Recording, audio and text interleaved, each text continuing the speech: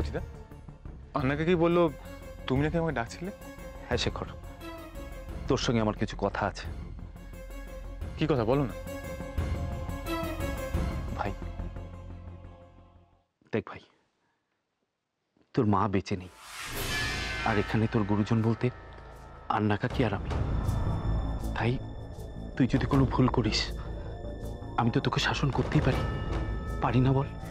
নিশ্চয়ই পারো। আর তুমি তোমার বন্ধু শুধু নাও, তুমি দাদার মতো।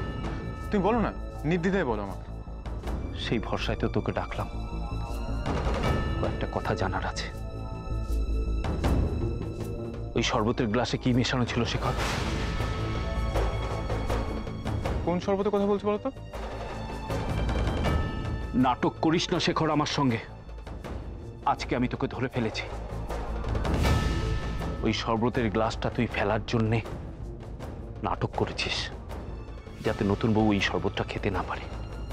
কি ছিল ওই শরবতের গ্লাসে? জানি না, আমি জানি না কি ছিল, কিন্তু আমি এটা জানি, ওই বশীকরণ ঠরণ কিচ্ছু নয়, সব মিথ্যে। তুই যা করছিস সব সজ্ঞানে। আজ আমি সবাইকে বলবো। সুচিতা, ছেড়ে দে আমাকে প্লিজ প্লিজ আমার কথা শোনো প্লিজ। শেখর, তুই কি ইচ্ছা করে ময়ের সঙ্গে? শেখর, যে নতুন বউ তোকে এত ভালোবাসে, অন্ধের মতো তোকে বিশ্বাস করে চলে, সে ভাবছে অন্য কেউ তোকে দিয়ে এই সমস্ত কাজ করাচ্ছে।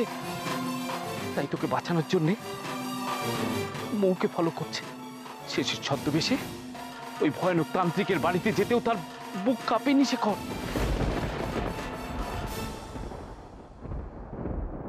বনি ওই লোকটার কাছে গেছে, যে মৌকে ওই খারাপ পথে হাঁটাচ্ছে।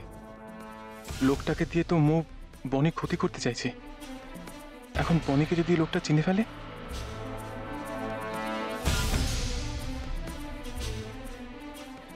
কিরে শেখর, চুপ করে আছিস কেন?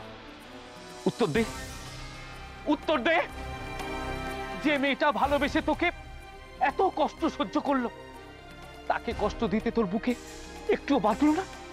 বাঁধলো না শেখর? যে মেয়েটার কল্যাণে আজকে তুই বেঁচে আছিস, তাকে তুই কষ্ট দিচ্ছিস কেন? কেন? উত্তর দে, উত্তর দে আমাকে, উত্তর দে। আমি যা করেছি বনিকে বাঁচানোর জন্য করেছি। মানে